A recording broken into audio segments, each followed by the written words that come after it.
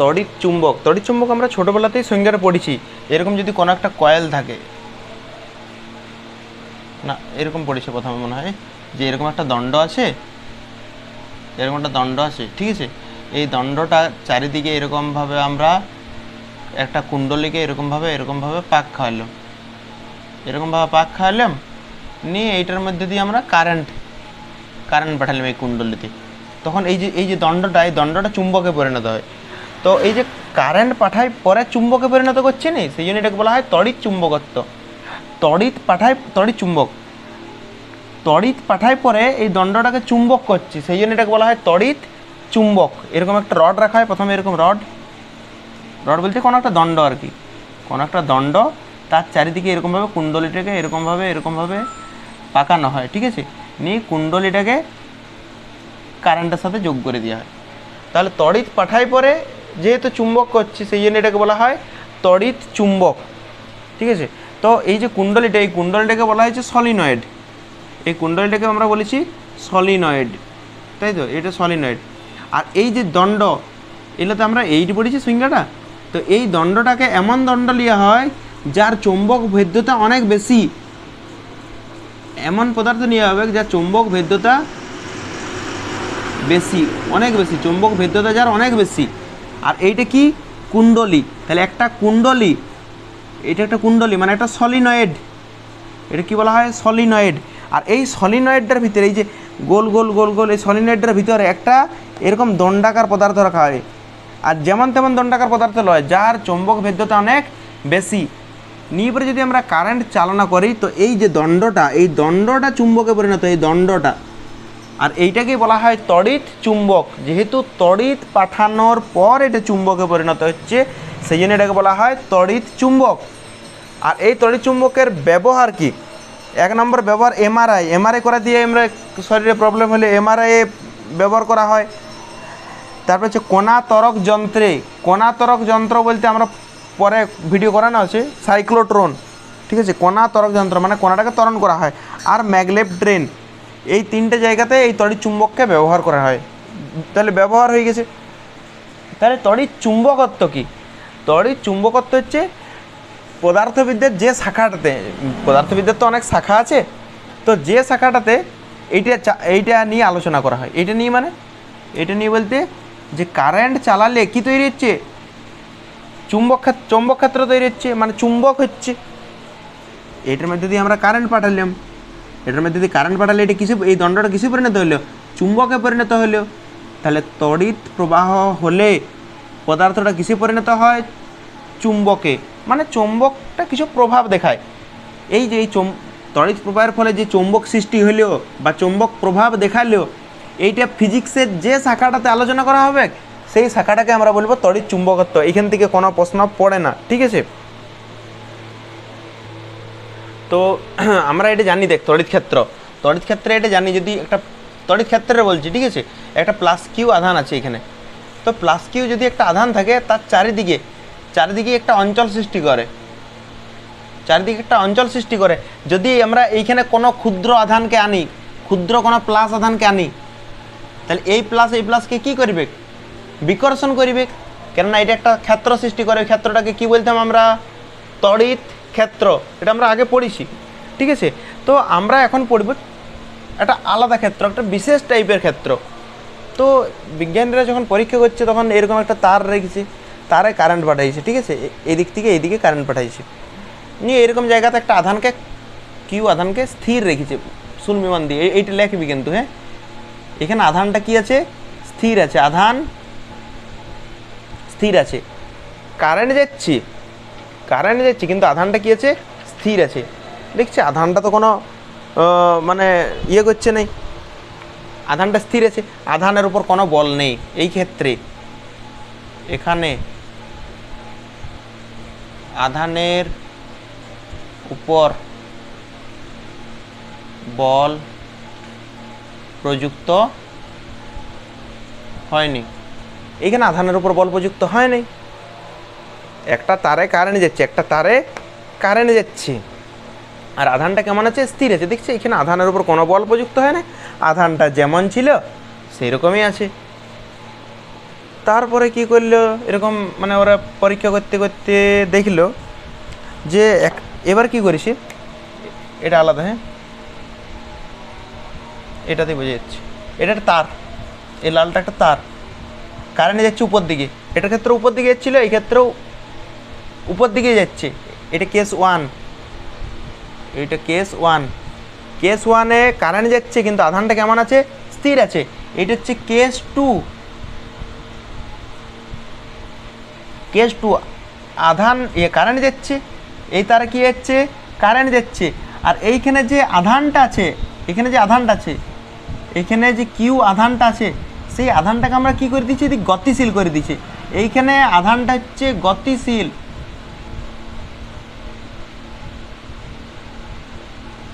এইখানে আধানটা স্থির ছিল, আধানের উপর বল প্রযুক্ত হয় না, কিন্তু এখানে আধান গতিশীল।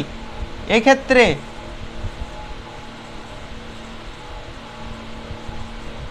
আধানের উপর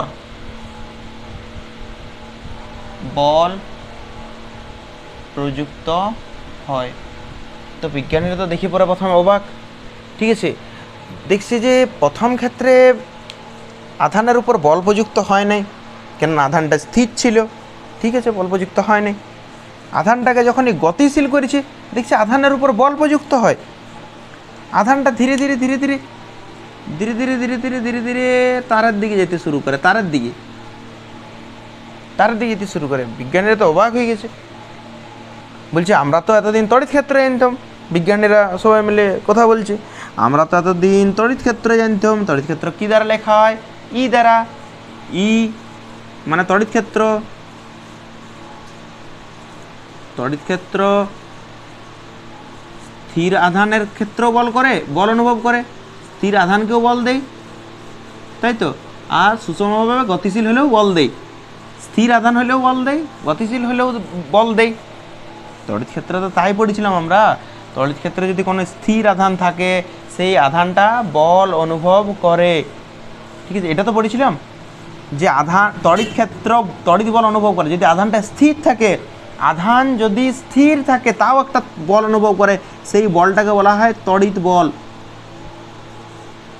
কোনো আধান যদি স্থির থাকে তাও তড়িৎ বল অনুভব করে, কিন্তু এই ক্ষেত্রে দেখছি আধান স্থির থাকলে বল অনুভব করছে না, আর গতিশীল হলে বল অনুভব করছে।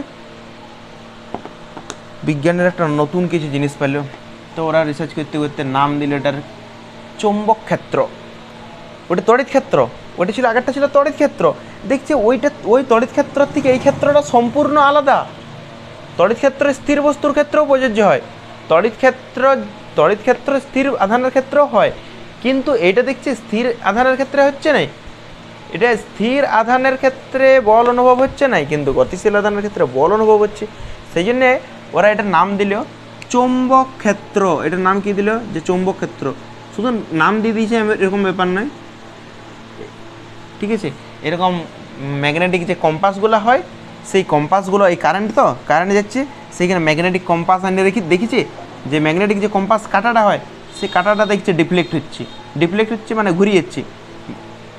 এটা কারেন্ট যাচ্ছে, তো এখানে বেরে একটা চুম্বক যে ইয়েগুলো হয়, কম্পাসগুলো ম্যাগনেট কম্পাসগুলো আনিয়ে রেখেছে, দেখছে চুম্বকটা বিক্ষিপ্ত হচ্ছে, এদিকে হোক বিক্ষিপ্ত কোনো দিকে হচ্ছে, ঠিক আছে। সেই জন্য ওরা বুঝতে পারলো যে একটা তারে যদি কারেন্ট যায়, তাহলে তার চারিদিকে একটা ক্ষেত্র সৃষ্টি করে। তো এই ক্ষেত্রটা তড়িৎ ক্ষেত্র থেকে সম্পূর্ণ আলাদা। তড়িৎ ক্ষেত্র স্থির আধানের ক্ষেত্রেও বল অনুভব করে, কিন্তু এখানে দেখছি আধানের উপর বল প্রযুক্ত হয় নাই, কারণ কি, আধান স্থির। তাহলে এই ক্ষেত্রটা তো আলাদা। তাহলে কি নাম দেবো, যে ম্যাগনেটিক কম্পাস আনে দেখছে, ম্যাগনেটিক কম্পাসকে সরাই দিচ্ছে। তার মানে নিশ্চয় কোনো কারেন্টের তারে, কোনো তড়িৎ পরিবাহী তারে যদি কারেন্ট যায়, কিন্তু কারেন্ট না গেলে হবে না, যদি কারেন্ট যায় তাহলে তার চারিদিকে একটা চৌম্বক ক্ষেত্র সৃষ্টি করে, ঠিক আছে। এটা কেস 1 কেস 2 লেখার পর এই কথাটা লিখবি, যদি কোনো তারে কারেন্ট যায়, তাহলে এই ওই তারটির চারিপাশে চৌম্বক ক্ষেত্র সৃষ্টি হয়। ঠিক আছে, এটা লিখবি। এই যে এইটাকে বলছিলাম আমরা চৌম্বক ক্ষেত্র, আর এই যে বল অনুভব করছেন, একটা বল তো অনুভব করছে, চৌম্বক ক্ষেত্র, ক্ষেত্রটাকে বলছে আমরা চৌম্বক ক্ষেত্র। আর এই তো একটা, এই আধানটাতে কিছুটা বল, এই আধানটার উপর কিছু তো একটা বল প্রযুক্ত হচ্ছে রে, আধানের উপর কিছু তো একটা বল প্রযুক্ত হয়, এই বলটাকে বলা হয় চৌম্বক বল। চৌম্বক বল, যে বল প্রযুক্ত হচ্ছে সেই বলটাকে বলা হয় চৌম্বক বল। আর যে ক্ষেত্রটা, সেই ক্ষেত্রটা হচ্ছে চৌম্বক ক্ষেত্র। ঠিক আছে, চৌম্বক ক্ষেত্র আর চৌম্বক বল ক্লিয়ার হয়েছে? তো এবার হচ্ছে চৌম্বক ক্ষেত্র কাকে বলে। তার মানে আমরা বুঝলাম কারেন্টের তার, একটা তারে যদি কারেন্ট যায় তাহলে তার চারিদিকেও চৌম্বক ক্ষেত্র সৃষ্টি হয়। আমরা এতদিন কি জানতাম? আমরা এতদিন জানতাম যে একটা যদি চুম্বক রাখি, আমরা তো এটাই জানতাম, যদি আমরা এখানে একটা কোনো চুম্বক রাখলাম, ঠিক আছে, এখানে একটা চুম্বক রাখলাম, এখানে একটা চুম্বক রাখলাম, একটা এন মেরু, উত্তর মেরু, আর একটা হচ্ছে দক্ষিণ মেরু, একটা চুম্বক রাখলাম। তো এই চুম্বক রাখলে এই চুম্বকটার চারিদিকে একটা ক্ষেত্র সৃষ্টি হয়। এই ক্ষেত্রটাকে বলা হয় চৌম্বক ক্ষেত্র। দেখ ক্লাস 8-এ চুম্বক আছে, 7 আর 8-এ, তো ওইখানে যদি এটা লিখতাম আমরা ঠিক ছিল যে একটি চুম্বক তার চারিপাশে যতটা অঞ্চল জুড়ে একটা ক্ষেত্র সৃষ্টি করে সেই ক্ষেত্রটাকে বলা হয় চৌম্বক ক্ষেত্র। ঠিক আছে, কিন্তু আমরা এখানে চৌম্বক ক্ষেত্রের সংজ্ঞা শুধুমাত্র চুম্বক দিয়ে বলবো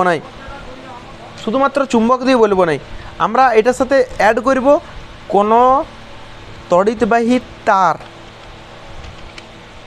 আমরা লিখছি, ঠিক আছে, লেখার পর এটা দেখাচ্ছি। এবার হচ্ছে চৌম্বক ক্ষেত্র। দেখ আমরা আগে যদি বলতাম এইটার সিলেবাস অনুযায়ী, একটা চুম্বক তার আশেপাশে যতটা অঞ্চল জুড়ে আকর্ষণ বা বিকর্ষণ বল ক্রিয়া করে সেই ক্ষেত্রটাকে বলা হয় চৌম্বক ক্ষেত্র। ঠিক ছিল, দণ্ড চুম্বকের পাশে একটা চুম্বক, ধর এখানে একটা চুম্বক আছে, এই চুম্বকটা তার আশেপাশে যতটা অঞ্চল জুড়ে আকর্ষণ বা বিকর্ষণ বল ক্রিয়া করে, যতটা অঞ্চল জুড়ে। এবার কোনো লোহা আনলে আকর্ষণ করবে, আর চুম্বকটার এই মেরুটা এন, আর একটা চুম্বক আনলাম এই চুম্বকের মেরুটা এন, তাহলে এনকে কি করবে? উত্তর মেরুকে কি করে? বিকর্ষণ করে। তাহলে আকর্ষণও করতে পারে, বিকর্ষণও করতে পারে, ওইটাই বুঝালাম। একটা চুম্বক তার চারিদিকে যতটা অঞ্চল জুড়ে আকর্ষণ বা বিকর্ষণ ক্রিয়া করে সেই ক্ষেত্রটাকে কি বলা হয়? চৌম্বক ক্ষেত্র। কিন্তু দণ্ড চুম্বকের সাথে সাথে আমাদেরকে বলতে হবে কোনো তড়িৎবাহী তার, কেন একটু আগে আমরা জানলাম যদি কোনো একটা তারে কারেন্ট যায়, যেমন এই তারটাতে কারেন্ট যাচ্ছে, তো এই তারে কারেন্ট যাচ্ছে মানেই এর চারিদিকে একটা চৌম্বক ক্ষেত্র সৃষ্টি হয়েছে, কারেন্ট যাচ্ছে মানে চৌম্বক ক্ষেত্র সৃষ্টি হয়েছে। ঠিক আছে, আর এটা কি বলা হয়? চৌম্বক ক্ষেত্র বলা হয়। চৌম্বক ক্ষেত্র কি রাশি? যেমন তড়িৎ ক্ষেত্র ভেক্টর রাশি, চৌম্বক ক্ষেত্রও ভেক্টর রাশি।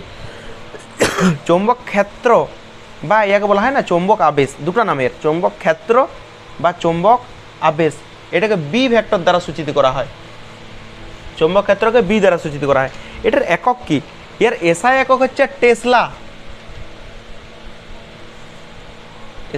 টেসলা, বা এর আরেকটা নাম আছে weber by metre square. SI একক হচ্ছে টেসলা বা weber per metre square. CGS একক হচ্ছে গস বা ওরস্টেড,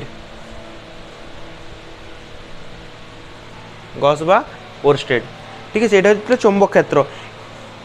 তো কারেন্টের কোনো একটা যদি কারেন্ট যায়, কোনো একটা তারে যদি কারেন্ট যায় তার চারিদিকে চৌম্বক ক্ষেত্র সৃষ্টি হয়। কোনো একটা তারে কারেন্ট গেলে তার চারিদিকে চৌম্বক ক্ষেত্র সৃষ্টি হয়। এই ঘটনাটা প্রথম যে লক্ষ্য করেছিল বা প্রথম যে আমাদের সামনে তুলে ধরেছিল, ঠিক আছে, সে হচ্ছে বিজ্ঞানী ওরস্টেড।